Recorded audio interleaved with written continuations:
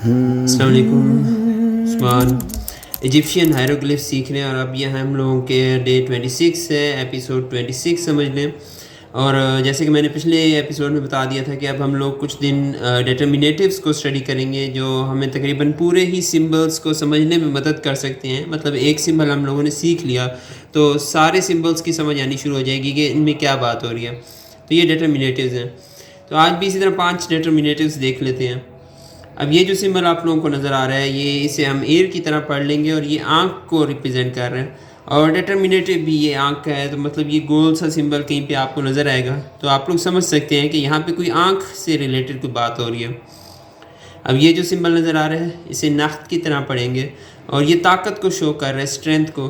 तो जहाँ भी आप लोगों को ये सिंबल नज़र आएगा आप लोग समझ सकते हैं कि किसी किस्म की फ़िज़िकल फोर्स की बात हो रही है, कोई ताकत की बात हो रही है या हाथों वगैरह के इस्तेमाल की बात हो रही है। तो ये उसका डिटर्मिनेटिव है, ताकत वगैरह का।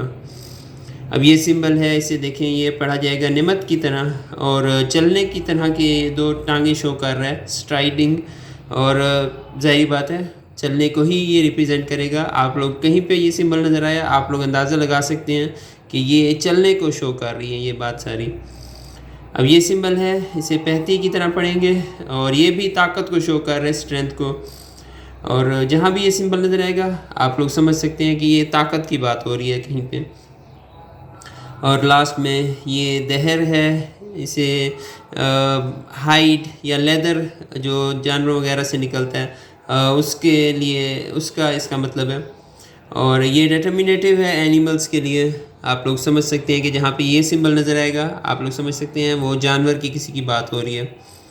तो ये थे सिंबल्स इजिप्शियन हायरोग्लिफ्स में कुछ डिटर्मिनेटिव सिंबल्स जो काफ़ी हेल्पफुल हो सकते हैं हम लोगों को इजिप्शियन लैंग्वेज को पढ़ने के लिए। फिर मिलते हैं इंशाल्लाह नेक्स्ट टाइम पे। जज़ाकुमुल्लाह खैर।